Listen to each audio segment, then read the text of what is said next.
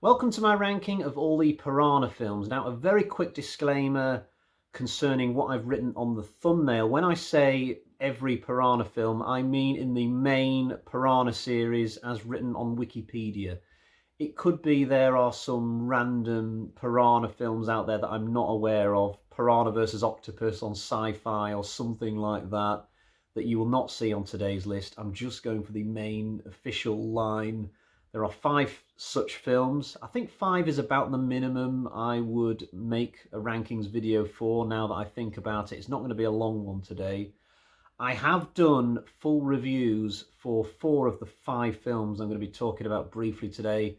I was intending on reviewing all 5, but there's one movie I decided not to review, and I will explain why when we come to that particular film on the list. So let's get into it then, starting with the film I consider to be the worst in this series. So straight away we have the one that I didn't want to review. This was a mid-90s remake of the original film from 1978. I bought a DVD for this over eBay. I fully intended to watch it and then review it, but after about 20 minutes I realised that it's just a complete copy of the first film. And when I say copy, I literally mean copy. It's not quite shot for shot, but I'd say that it's almost scene for scene. I got 20 minutes through and I thought, this is pointless me watching this. This is the same movie as the 78 version. They've just cast different actors in it. I don't understand what the point of this was. It sort of reminds me of the Psycho remake. I mean, like I said, it's not quite shot for shot like Psycho, but it's close. So absolutely pointless watching this. I could not finish the film, in all honesty, and it was a very, very easy choice for me to put this bottom of the list today. So next we have Piranha 3DD. This was the sequel to Piranha 3D from 2010. The names of these films are a little bit confusing. The most important thing to note about this one is that it was the most recent one to come out, almost 10 years ago now.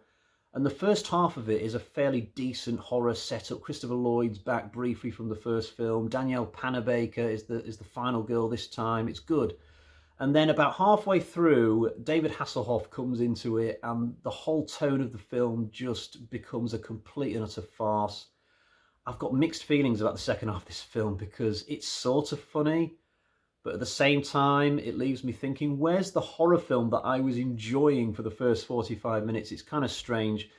And yet, I can't bring myself to get rid of this film. I'm going to keep it on my shelf. I could see myself going back to this one from time to time. It's certainly different to all the other films that I own.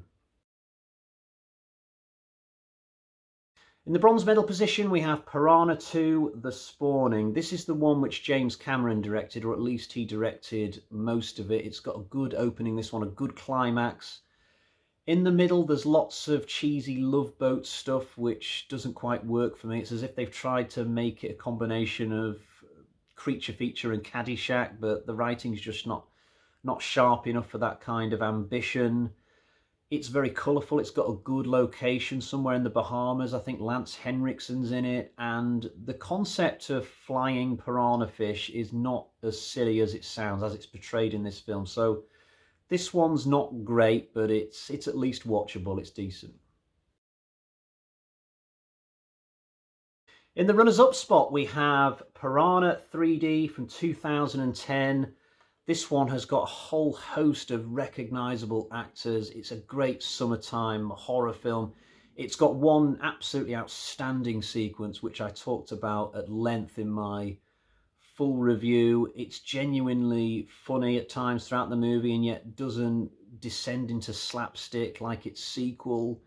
I just think this is a super entertaining film. It maybe doesn't have the tension that some horror fans would want, but it's certainly got a ton load of gore. It's a lot of fun. And personally, I really love this one. But it's not my favourite Piranha film. Now let's find out what that is. Yep, this is one of those times where I've just got to be a boring old fart and go, well, nothing quite beats the original. In my opinion, the 1978 Piranha film is the best. This isn't just a good horror film, it's a good adventure. I love the two main characters and their camaraderie. The locations are great. Cinematography is great. This film's got some great scenery. It's got the gore. It's got some funny moments sprinkled throughout, a good use of the military, and I just absolutely love this one. This one, just slightly for me, comes ahead of the 2010 remake. I think the two films at the top of this list are the really, really strong ones in this series, and everything below that is kind of just there if you're a fan like me. So that brings us to the end. I told you it'd be a fairly short video today. I'll be surprised if this has gone on longer than 5 minutes.